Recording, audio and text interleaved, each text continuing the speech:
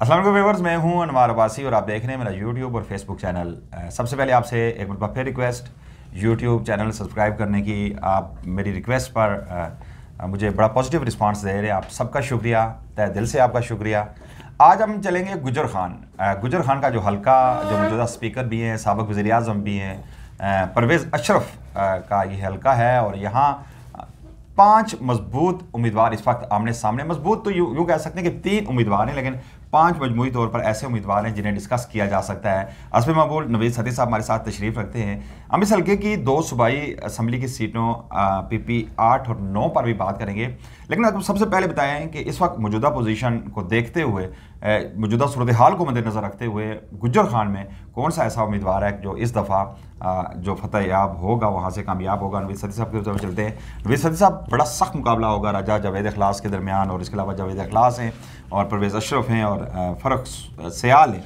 ये 3 वो उम्मीदवार हैं जिनके दरमियान मुकाबला हो सकता है। नून लीग में भी कुछ इख्तलाफात नज़र आए हैं, जो उनके टिकट नहीं दिया गया था चौधरी मोहम्मद रियाज को, उस वाले से भी हमारे व्यूअर्स को बताइएगा। और मौजूदा सूरत हाल को देखते हुए आप क्या समझते हैं कि राजा परवेज़ अशरफ अपनी सीट बचा पाएंगे? बिल्कुल।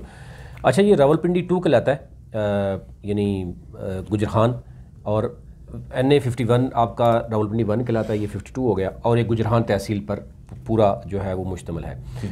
यहाँ पर टोटल गुजरान की बात करें तो यहाँ पर टोटल आबादी जो हमें इलेक्शन कमीशन बता रहा है, सरकारी दादुशुमार में बताऊँगा, वो है 8,97,000, यानी तकरीबन आप 9 लाख आबादी शो कर 9 लाख आबादी, और उसमें 6,81,345 वोटर हैं। मतलब कि 9 लाख ऑलमोस्ट आबादी है और 7 लाख तकरीबन वोट हैं। बिल्कुल बड़ी बात है।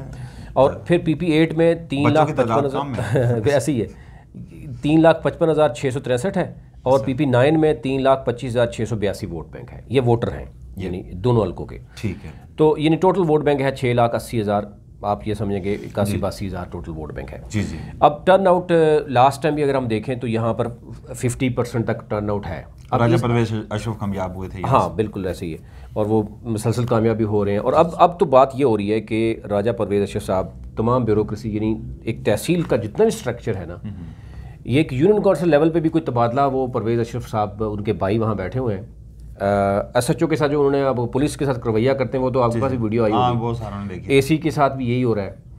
एजुकेशन डिपार्टमेंट को भी इन्होंने नहीं छोड़ा, यानी कोई ऐसा डिपार्टमेंट नहीं है। यानी यहाँ तक कि जो कहा जा रहा है कि जो ये ज़कात की कमेटियाँ हुई होती हैं ना, उसमें भी राजा परवेज़ अशरफ साहब, उनकी पूरी फैमिली इन्वॉल्व है।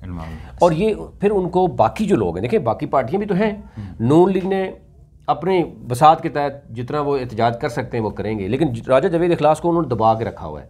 वो अब मैक्सिमम क्या करते हैं, शिकायत जो है वो करेंगे शहबाज शरीफ को या नवाज शरीफ को। तो शहबाज शरीफ साहब आपको पता ही है, वो कहते हैं जनाब बड़ी मुश्किल से मेरी हुकूमत चली बनाई है, तो वो उस वक्त कुछ भी नहीं कर सकते। तो ये PDM की हुकूमत में राजा जावेद इखलास बिल्कुल। शहबाज शरीफ तो ये कहते होंगे ना, मेरी अगली मुलाकात कब होती है मलिक अबरार से। हाँ तो वो आते हैं, शिकायत करेंगे वहाँ पे जाके। बिल्कुल ऐसी। अच्छा, जावेद इखलास साहब के एक तो अवाम उनसे नाराज़ ये है कि वो खामोश हैं, वो बोलते भी नहीं है। PDM की हुकूमत रही है 1 साल, एक ये भी हो गया। आपको पता है कि ब्यूरोक्रेसी सारी तो वो नून लीग की है।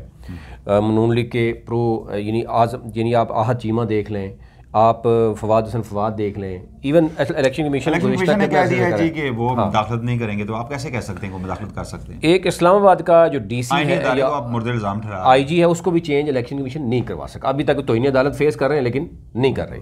तो यहाँ पर परवेज़ अशरफ साहब जो है वो एजुकेशन, ये तो आप यूनिवर्सिटी लगा रहे हैं। चीफ जस्टिस साहब ने ये कहा है सुप्रीम कोर्ट ने कि हम चाहते हैं कि आइन और कानून के मुताबिक इलेक्शंस हों। बिल्कुल ऐसी है। तो आइन और कानून के मुताबिक हो रहे हैं। स्पीकर साहब पूरे पाकिस्तान के स्पीकर हैं, लेकिन कभी कभी कभी कभी टिकर क्या आते हैं, यूनियन काउंसिल लेवल के टिकर आ रहे होते हैं, स्पीकर हाउस का मीडिया जारी कर रहा होता है, PCC में अदा कर सकें।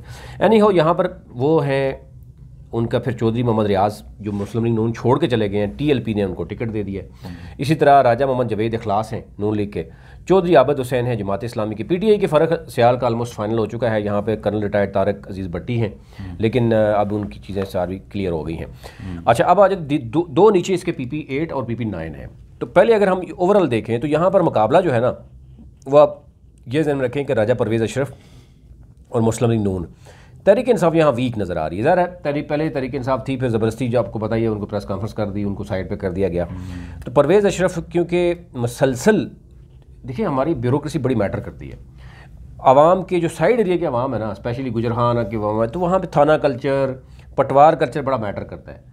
तो वहाँ पर वो सारा का सारा परवेज़ अशरफ साहब के भाई जो है ना वो देखते हैं, और उन्होंने फिर बदले भी खुल के लिए। जावेद अशरफ नाम है उनका, जावेद अशरफ है, उनका बेटा भी है, मतलब इमरान अशरफ हैं। ये सारे मतलब इन्होंने अपने अपनी चीज़ें बांटी हुई हैं।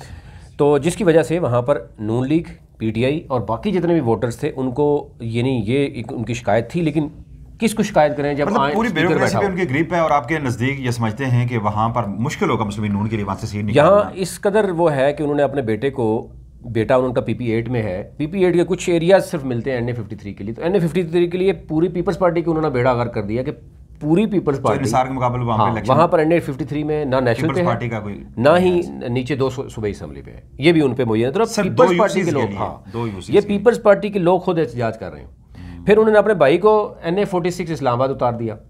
तो भाई और बेटा ही है, और जो कार्य में उनको सबको तो उन्होंने एडजस्ट कर लिया। साहब ये कुर्बानियाँ दी गई हैं पीडीएम की जानब से, जो पीडीएम के स्पीकर थे, और मुल्क बचाने के लिए, मईशत बचाने के लिए, पाकिस्तान बचाने के लिए उन्होंने बेड़ा उठाया था।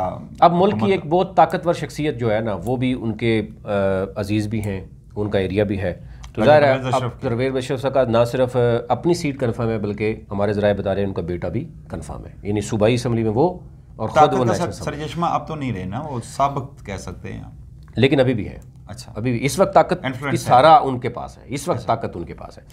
अच्छा जी, आ जाते हैं PP8 में, जो नीचे 2 PP की है। अच्छा, यहाँ NA52 में आपके नज़दीक राजा परवेज़ अशरफ इस वक्त मजबूत नजर आ रहे हैं। बिल्कुल, ज़बरदस्ती इंसाफ का मुकाबला नहीं, जब ज़बरदस्ती होती है तो फिर आप मुझे बताएं, पीटीआई को तो बैनर नहीं वहाँ पे लगा हुआ। देहाती इलाका है, मोस्टली लोगों को अपने थाना कल्चर से, पटवार खाने से और इस तरह के मसाइल वो मैनेज है। और दूसरा फिर जब आपकी ऊपर लेवल पे और डील होती है ना, तो वो फिर अभी कहते हैं ना बात हो गई है, तो यहाँ पे परवेज़ अशरफ साहब की बात पक्की बात होगी, और उनके बेटे की भी बात हो गई है। व्यूअर्स आप सुन लें, सती साहब ने तो कहते हैं कि प्री पोल ही इन्होंने प्रिडिक्शन कर दिया है कि राजा परवेज़ अशरफ यहाँ 52 से अगेन कामयाब होंगे, और यकीनन आप लोगों के काम आते हैं, वो थाना कचहरी की भी कर लेते हैं, पूरी ब्यूरोक्रेसी उनके हाथ में। आपको मुकाबला नून लीग और पीटीआई बना पीपल्स पार्टी के, यहाँ पीटीआई पीछे है, लेकिन नून लीग के लिए जावेद अखलाक साहब के लिए मैटर यही है कि वो बोल नहीं पा रहे, या उनका लगे ज़्यादा है। सती साहब PP8 में क्या सूरत हाल है इस वक्त?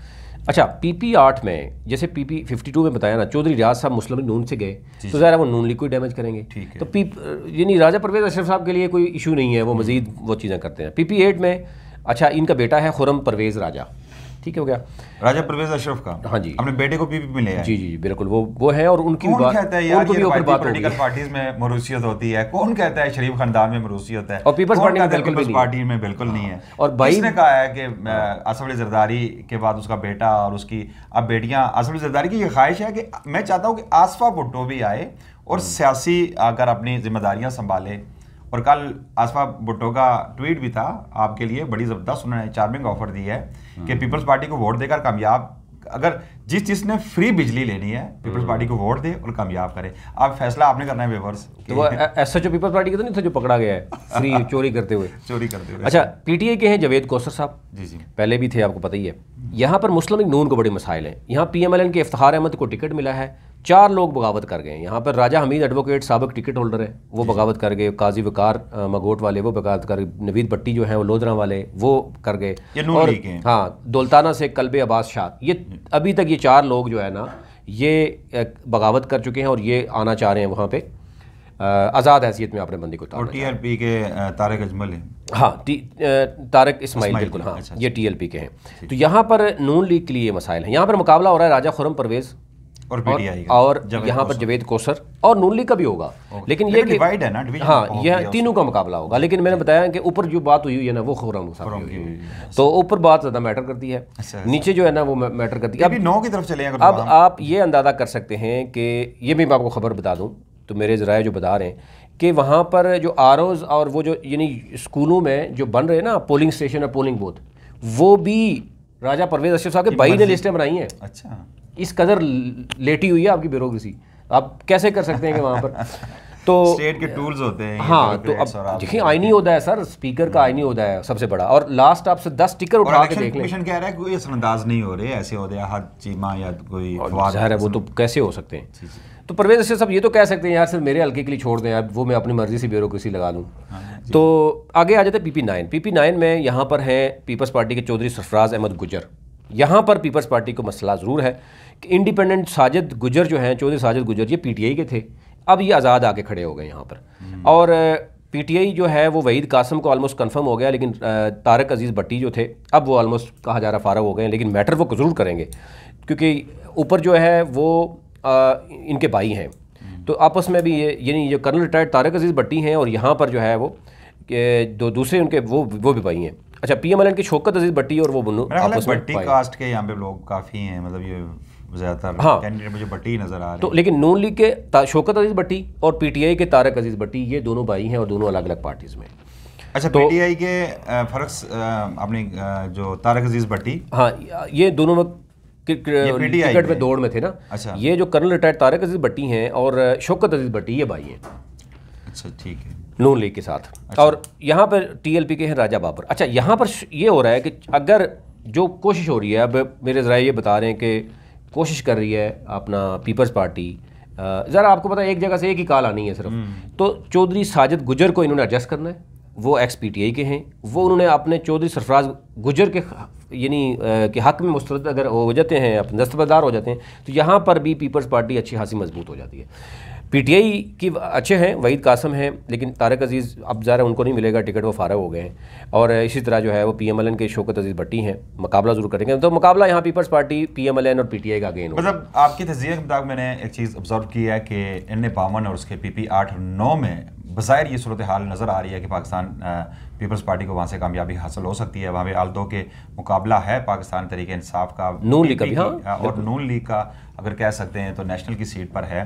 लेकिन इसके बावजूद जिस तरह सती साहब ने इस चीज़ का इंकशाफ किया है कि वहाँ की तमाम ब्यूरोक्रेसी इस वक्त राजा परवेज़ अशरफ के हाथ में है, उनकी मर्ज़ी के बगैर वहाँ पे कुछ नहीं हो सकता। इवन कि पोलिंग स्टेशन भी वहाँ पे उनकी मर्ज़ी से वहाँ पे अमला तैनात किया जा रहा है। तो यकीनन पोलिंग स्टेशन तो मैटर करेंगे इलेक्शन डे पे, क्या होता है क्या नहीं होता। हम जानते हैं कि क्या क्या टैक्टिक्स इस्तेमाल किए जाते हैं और ये रवायती सियासी जमातें इन्हें टैक्टिक्स आते हैं, इलेक्शन कैसे लड़ा जाता है और डरे कैसे बन रहे हैं अभी भी। यानी आपके वोट है 50, तो आपकी डिमांड है कि मेरा ये फ़लाना बच्चा है, इसको फ़लानी जगह तबादला, वो कहते हैं ठीक है जी, आपका डन है ये, क्योंकि बाद में तो इन्होंने आना ही आना है। और ये जो पीपल्स पार्टी और नून लीग आपको ये लग रहा है ना कि एक दूसरे के खिलाफ बात कर रहे हैं, ये कोई बात नहीं हो रही, ये सिर्फ इलेक्शन के बाद इनके बगैर हुकूमत बन नहीं सकती, दोनों मिले गए। इंकशाफ किया था कि फ्यूचर में आप फिर PDM टाइप की आपको हुकूमत नजर आती है। देखिए ऑप्शन ही कोई नहीं हो, वो तो नजर आ रही है आपकी MQM हंग पार्लियामेंट होगी, क्योंकि एक 2/3 मेजॉरिटी तो दी नहीं जानी मियां नवाज शरीफ को, जाहिर है 2/3 मेजॉरिटी उन्हें मिल गई तो फिर उन्हें वही करना है जो वो लंदन कह के आए थे और जो उनके भाई ने उन्हें मना किया था कभी फिलहाल चुप हो जाएं, इक़्तिदार में आकर जो मर्जी कीजिएगा। लेकिन वो मेरा ख्याल उनकी ख्वाहिश ही रहेगी, 2/3 मेजॉरिटी उन्हें मिलती दिखाई नहीं दे रही। तो ये आज का तज़िया था नवीद सती साहब का NA-52 पर, PP 8 और 9 पर। यकीनन अगर आप इससे मुतफ़िक़ हैं तो भी अपने कमेंट्स से अपनी राय का इज़हार ज़रूर कीजिएगा, और अगर हमसे कोई गलती कोताही हुई है तो भी हमारी इस्लाह के लिए कमेंट ज़रूर किया करें, ताकि आप हमें अंदाज़ा हो सके कि हमारा तज़िया किस हद तक दुरुस्त साबित हो रहा है। ये भी बता दिया गया राजा रियाज जो है ना वो दस्तबरदार हो गए हैं। राजा रियाज के बारे में बताया गया, फातेह कारनी मेरा ख्याल है हर वीडियो में बताया गया उनके लिए, तो बड़ी अच्छी बात है उनकी सियासी फातेह। हमने कहा वैसे तो राजा रियाज को अल्लाह ताला सेहत दे, इन्होंने इंकशाफ किया था कि कुछ बीमार हैं तो अल्लाह ताला उन्हें रोए वसीयत करे और वो फिर इससे इक़्तिदार में आकर अपने ज़रा ऐसे बासलाहियत सियासतदानों की पाकिस्तान को ज़रूरत है। पाकिस्तान की मौजूदा पॉलिटिक्स जो रजीम है उसमें वो तारीख़ इंसाफ के जैसे, और वो तारीख बनना चाह रहे हैं। बहरहाल हमारे पास नवीद सदी को इजाज़त दीजिएगा, और चलते चलते फिर रिक्वेस्ट कि अगर भूल गए हैं आप मेरा YouTube चैनल सब्सक्राइब करना तो ज़रूर कर दीजिएगा, ताकि ताज़ा तरीन वीडियोज़ अपडेट्स आप तक पहुँचती रहे। और मैं चलते चलते एक और बात मैं आपको बताता चलूँ कि हफ्ते को इंशाल्लाह हम गुजरखान में होंगे और वहाँ नाश्ता उधर करेंगे, चौधरी शेख रशीद वाला नाश्ता है, शेख रशीद वाला नाश्ता वहाँ पे करेंगे। तो आप सबका बहुत शुक्रिया।